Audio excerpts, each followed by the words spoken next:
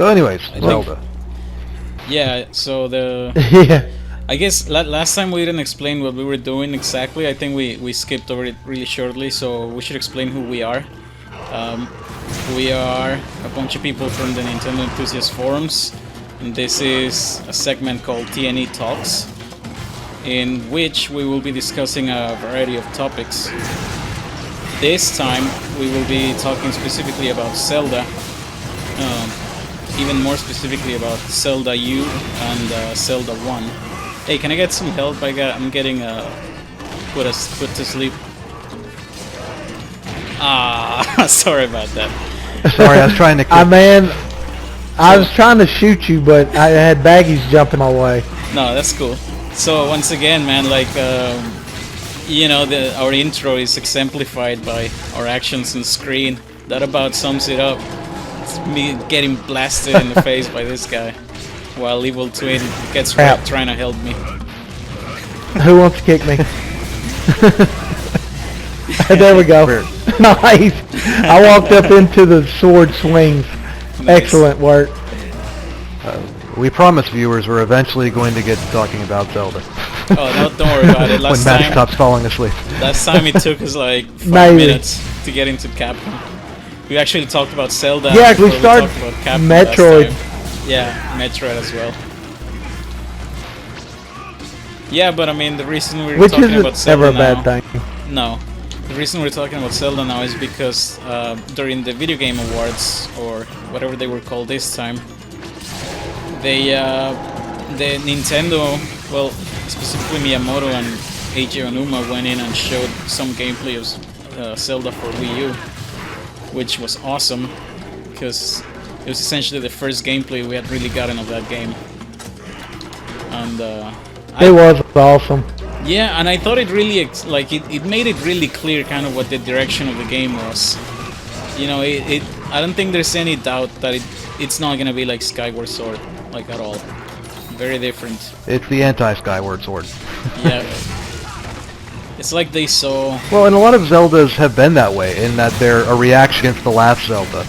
You know, Twilight Princess was made the way it was because Wind Waker was segmented and it looks cartoony. And then Skyward Sword was a reaction against Twilight Princess. It was more stylized, it was a little more segmented. And now we're going the complete opposite direction with Zelda U. Yeah. I'm super pumped about it. To me, it looks like all the right mix of everything I've ever liked in Zelda. Like, I didn't like the kind of realistic, you know, gray, brown tones of Twilight Princess. I liked more the color and tone of Wind Waker. And this game has that sort of, well, and especially of Skyward Sword 2, that kind of very painterly style to it. And this game has that, like it has a very marked, maybe I wouldn't say painterly, but it's definitely, I guess they have actually said it's influenced by anime, by modern anime. So, it's got a very colorful... Definitely more stylized. Very stylized. Than real. Yeah. Very vibrant colors as opposed to a very dull sort of colors. Yes, and in terms of the gameplay, it's got like the huge open world, as opposed to like Skyward Sword's, you know, more like directed linear experience. And that brings us to the famous comparison photo of the Zelda 1 concept art versus Zelda U looking over that horizon. It seems like they're going back in time a little bit. Definitely. Do you want to go ahead, Matt? Yeah, y'all was talking about the way that it looks and stuff, and in the forums I had written that it just reminded me of like a deep breath of air, you know, outside on like a summer day. I mean, it reminded me of like of home. The way that everything flowed and just the way that everything looked and felt, you know, I don't know, it just seems like it's gonna be, and this is coming from I'm not a big Zelda fan at all. Love the Wind Waker, that's my number one all time. Hated Ocarina of Time, hated Majora's Mask. Twilight Princess was fantastic because of Midna. Skyward Sword was very sour to me. And up until those points, I was, probably a Zelda 2 fan, which was, I don't know, I always kind of felt like it was infamous in a way, coming off of the very first Zelda's heels.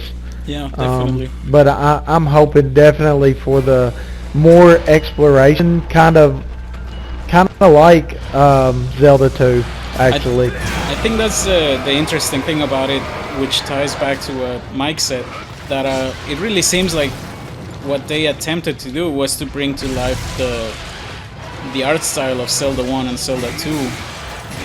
I don't know if I can describe the art style of those games, but if you look at the footage we got, and you look at the manual illustrations of Zelda 1 and Zelda 2, it's basically, that's what we're getting on the Wii U now.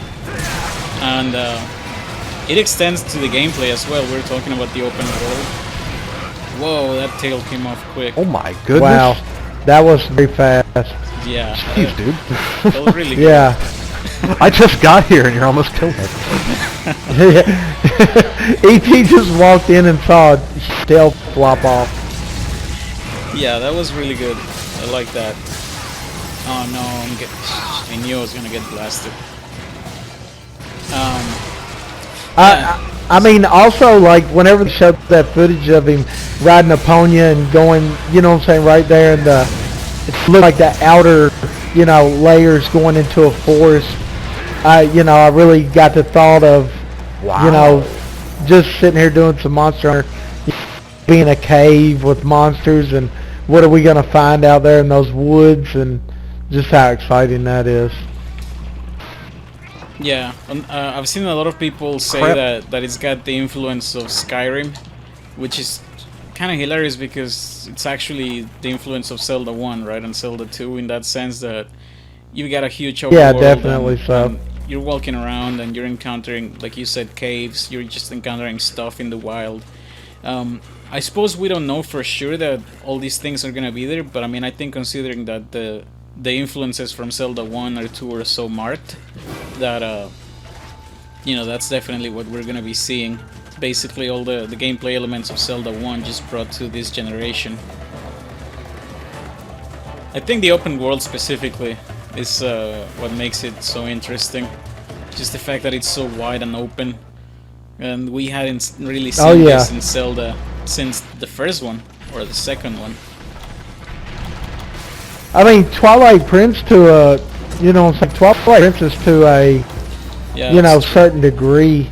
I would, if I was going just strictly open world like the first one and the second one, in my opinion, I think that the nearest one that we got is, the Wind Waker, for the fact that it's so vast, and every island that you stop on, there's something to do.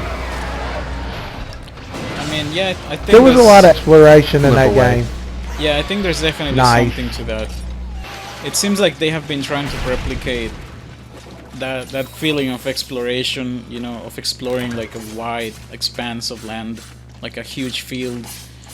They've been trying to replicate that pretty often, like with every other entry, Even with Ocarina of Time, that was kind of its appeal back then, that was the first time you would see Hyrule Field be so huge in a 3D world. And in 3D. Yeah. Well, that's going to be a interesting point, though, just on the sort of Wind Waker versus Twilight Princess sort of thing. Twilight Princess, sure, it was big, and I love that game. But it did feel segmented because it was zone to zone, whereas Wind Waker, it was you sail and you just go to that rock and you get on it. It was seamless, yeah. Is Zelda U going to be like that? Because it seems to have a little bit of Xenoblade on it, and that's one of Xenoblade's key features. Yeah. Big interconnected, not interconnected, I'm sorry, but seamless world. Yes. Yeah, no, I hope so. Like, I hope that they're trying to replicate that Wind Waker feel in a, in a true overworld, like, Twilight Princess.